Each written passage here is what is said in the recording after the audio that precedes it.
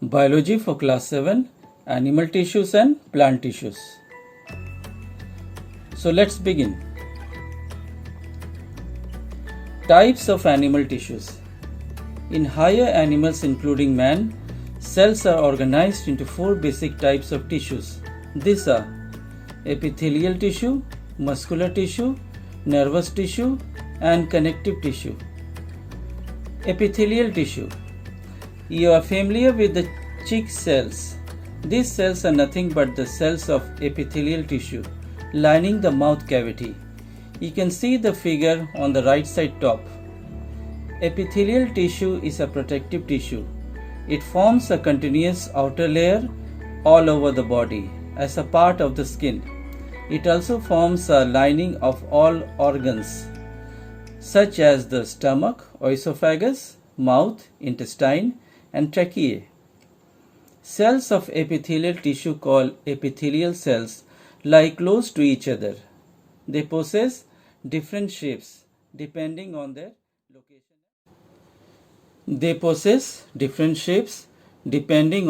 location. And function. The cell may be flattened, that is cumous epithelium, cubical, that is cuboidal epithelium, or columnar, that is columnar epithelium. Now functions. It is a protective tissue. It protects the underlying parts of the body from injury, entry of germs, and desiccation. Number 2. Epithelial tissues lining the stomach wall secrete juices. These juices help in digestion. Number 3. Epithelial tissues of the skin help in the removal of waste as sweat. Number 4. Epithelial tissues also help in absorption of digested food, as in case of epithelial cells of the small intestine. And number 5.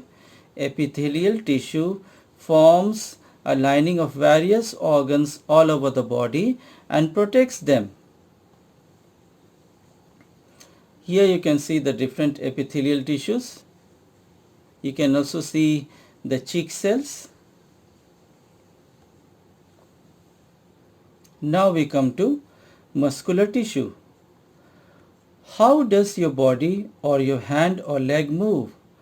The movement of body or its parts in most animals is brought about by a group of cells which show the property of contraction and relaxation. These cells are called muscular cells. These are long and cylindrical in shape. Muscular tissue is found in every part of the body where movement is involved. The movement of the heart, which expands and contracts regularly, are caused by muscle tissue. The movements, contraction and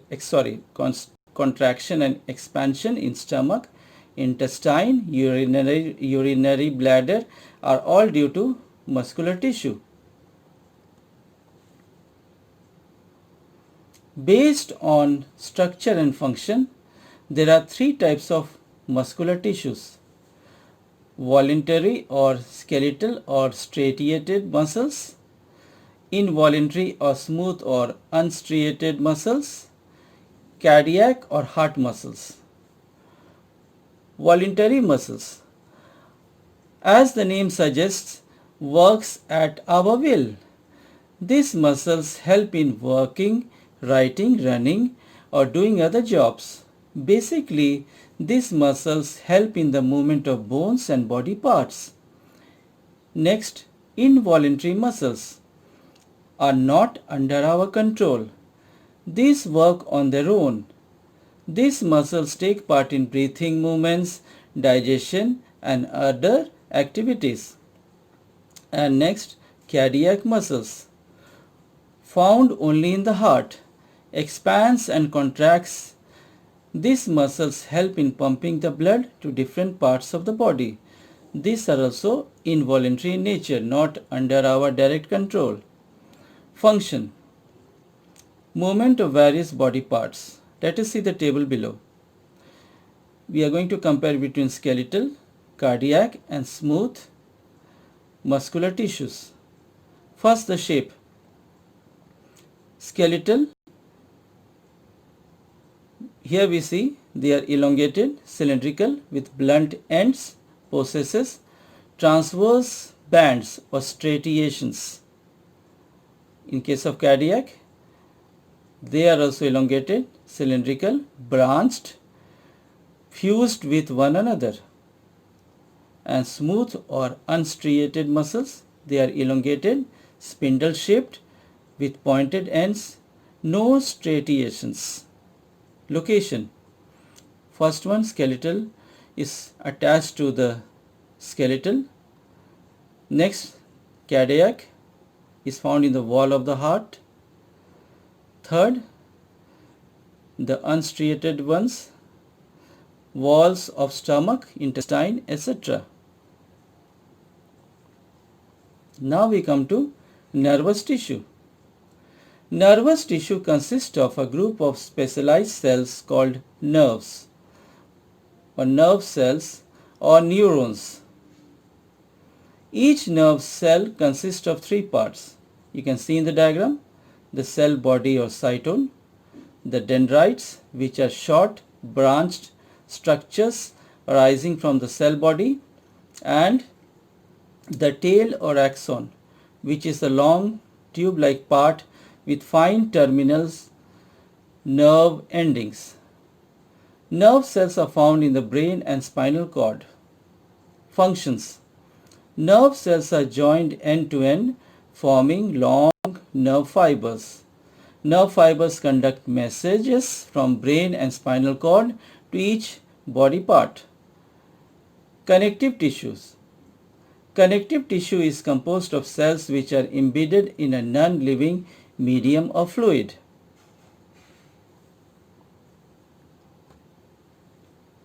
Now here you can see diagram of nerve cells. Next we come to connective tissue. Unlike the epithelial, muscular and nervous tissues, where cells are closely packed together, the cells in the connective tissues are separated from one another. The space between the cells is filled with solid or liquid material, forming matrix. Connective tissues are of three kinds, depending upon their structure and function.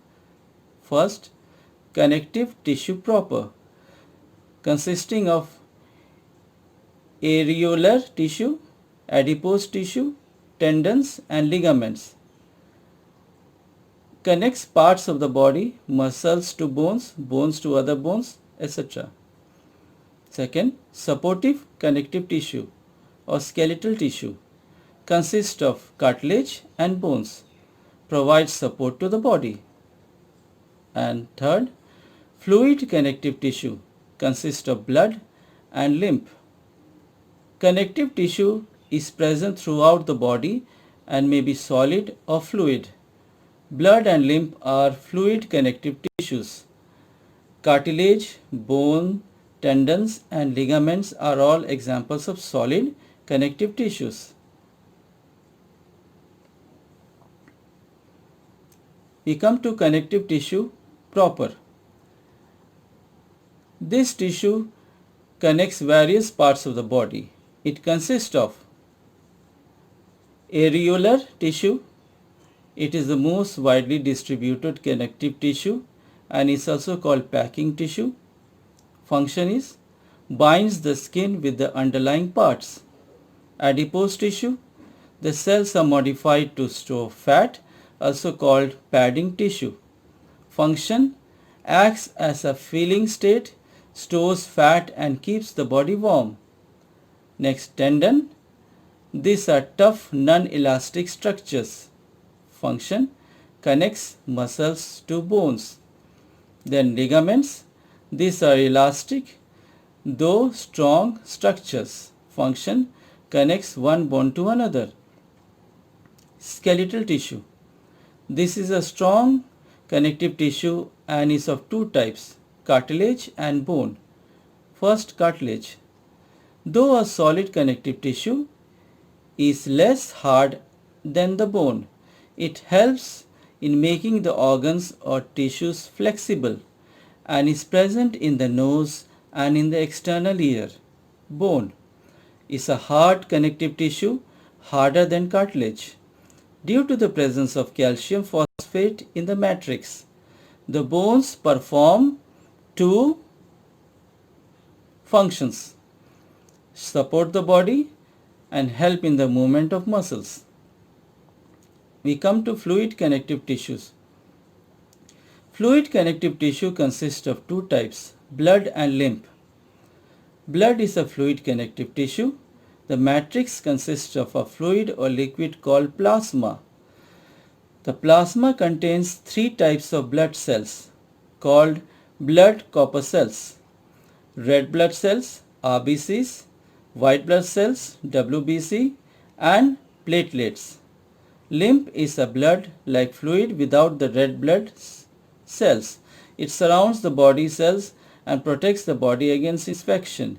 Now in the diagram you can see different types of blood cells. Also, in this diagram you can see the blood which is flowing through the artery. You can see white blood cells, you can see platelets, you can see red blood cells here. Next we come to functions.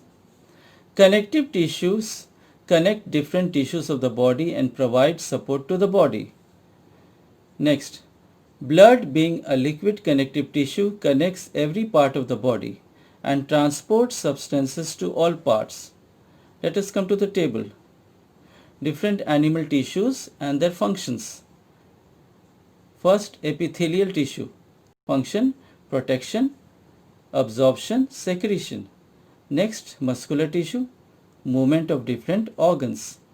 Third, nervous tissue, conducts messages from one part of the body to another, receives stimuli from the outside environment and sends the message to brain. And connective tissue connects other tissues of the body, provides support and shape to the body, stores reserved food material in the form of fat.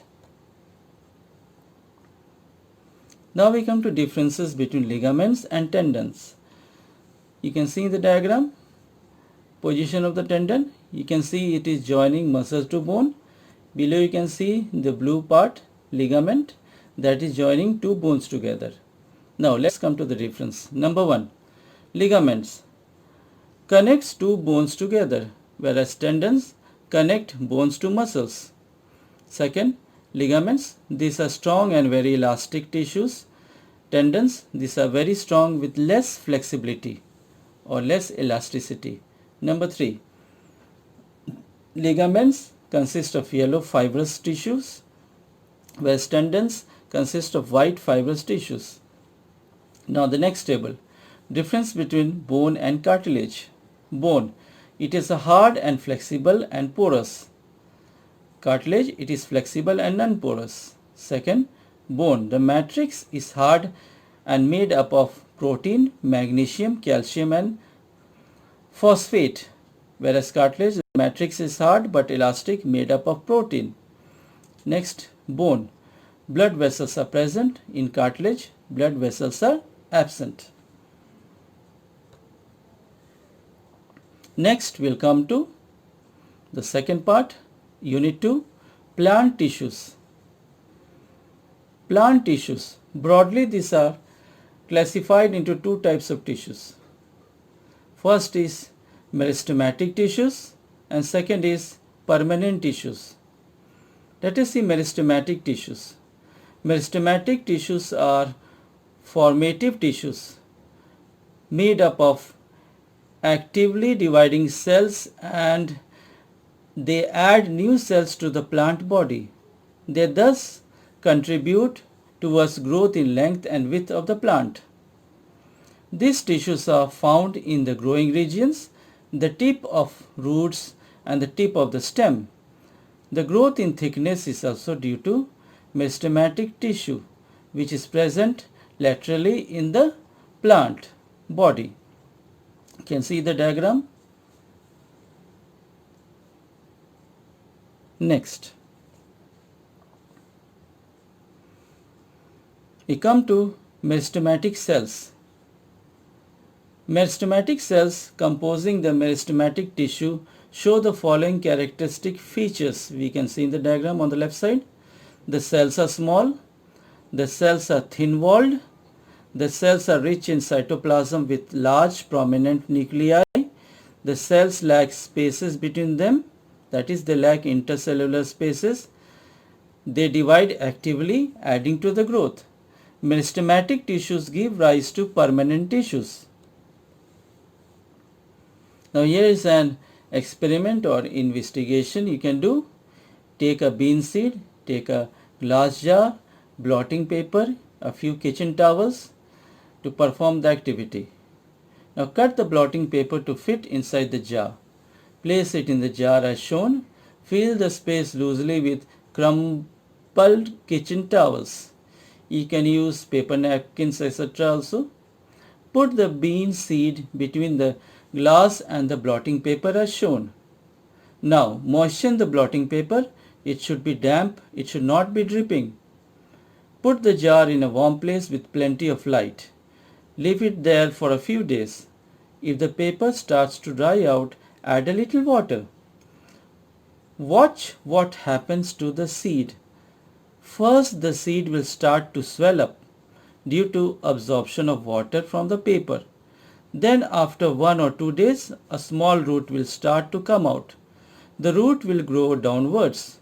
Observe the root for root hairs with a magnifying glass. You'll see in the third figure here. Next we come to permanent tissues. Permanent tissues are derived from meristematic tissues. These tissues form the bulk of the plant body. The cells comprising permanent tissue show following features. Number 1. Cells may no longer be small and thin-walled. Cytoplasm is much less. Nucleus is small. Cells do not divide and remain the same throughout their life. Now the table below. Difference between meristematic and permanent tissues. The first point, in meristematic tissue, cells are small, usually isodiametric or in shape, thin-walled without intercellular space, rich in cytoplasm and have prominent nuclei.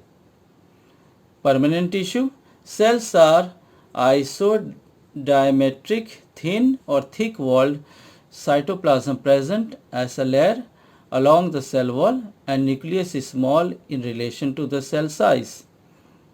Second, have the capacity for cell division, first one, and permanent, they have lost the power of cell division. Third, meristematic tissue have not attained a definite form and size.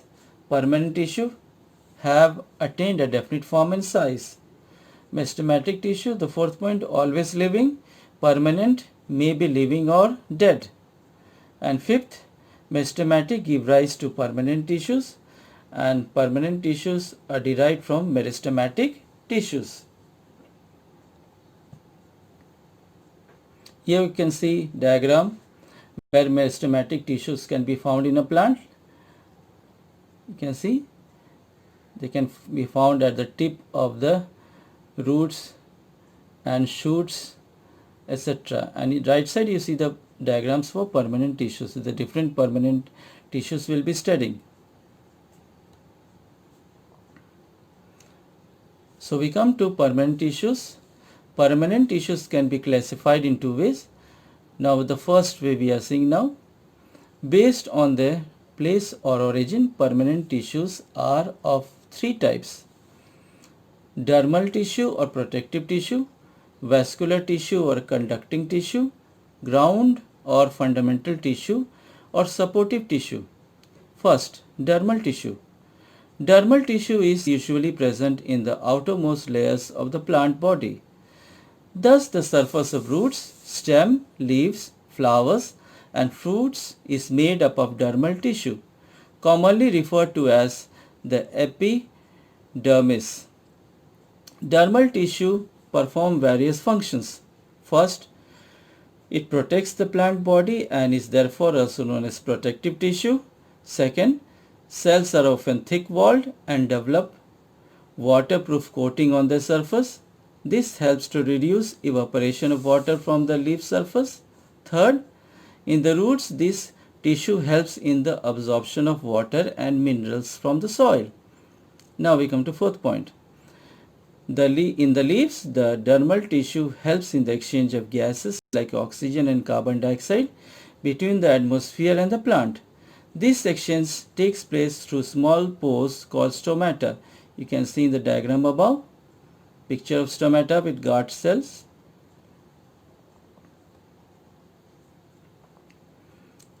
Now we come to vascular tissue. This tissue is also known as the conducting tissue, as it transports or conducts water, minerals and food to different parts of the plant body. Vascular tissue consists of two types of tissues, xylem and phloem. Vascular tissue may be compared to the blood vessels of man as a tissue meant for transporting materials throughout the plant body. Just like in man or animals, the blood vessels help in transporting material throughout the body. Now, movement of water and minerals occur through xylem, whereas the food manufactured by leaves is transported to other parts through phloem. Vascular tissues perform two major functions. First, they act as conducting tissues. Xylem transports water and minerals from the root to various body parts, and phloem transports food from the leaves to all other body parts. They also provide mechanical support to the stem and the leaves. Ground tissue we come to, also known as fundamental tissue, consists of parenchyma, sclerenchyma and collenchyma. These are basically supporting tissue. These tissue are present in the root, stem, leaf as well as flowers and fruits. Main functions of these tissues are: number 1, photosynthesis to prepare food, to store the food and to give support and protection to the plant parts. Now we come to the next. Based on the kind of cells constituting a permanent tissue, the permanent tissues are of two types. First, simple tissue. Second, complex tissue. Simple tissues consist of only one type of cells, while more than one type of cells are present in a complex tissue. We come to the table below. Difference between the two, simple tissue and complex tissue. First, composed of similar cells. Complex tissue, composed of different types of cells. Simple tissue, example, parenchyma, collenchyma, sclerenchyma, and complex tissue, example, xylem and phloem. Next, we come to simple permanent tissues. Simple permanent tissues are of three types: parenchyma, collenchyma, sclerenchyma. You can see in the diagram, parenchyma. Parenchyma is composed of thin-walled living cells. It is present in the softer parts of the plant and performs various functions. It stores food, as in potato. In leaves, these cells contain chloroplast and thus help in photosynthesis, that is manufacture of food. Second, collenchyma. Collenchyma has living cells which possesses thickenings at the corners. It is present in growing stems and leaves, providing mechanical support. And sclerenchyma. Sclerenchyma is composed of thick-walled dead cells. Thickening of the walls is due to the deposition of lignin.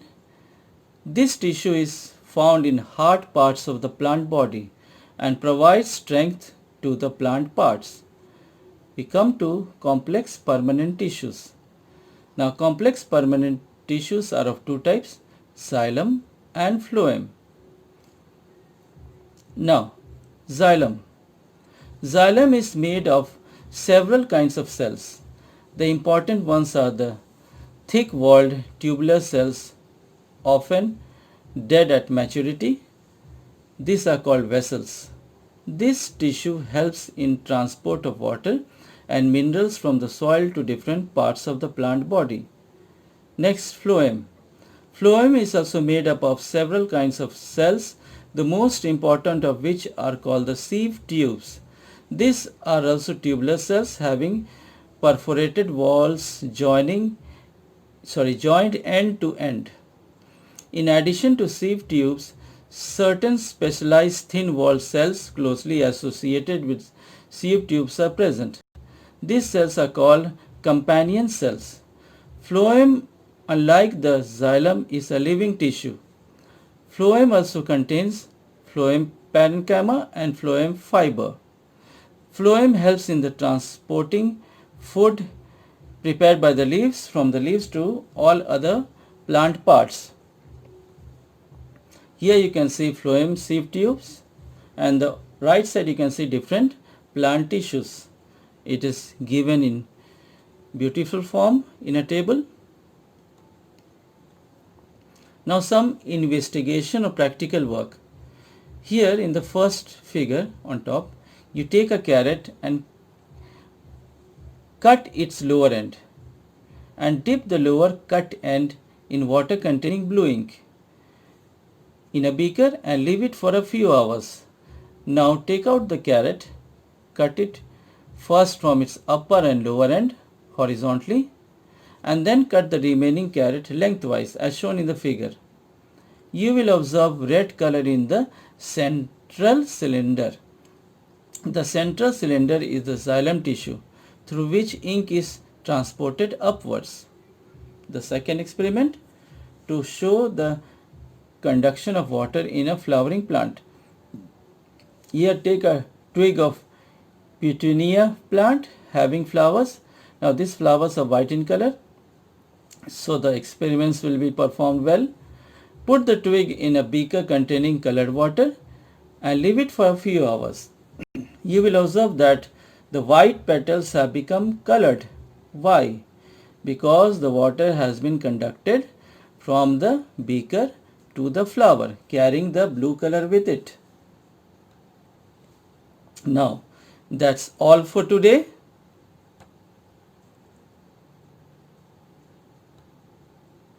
Goodbye and take care.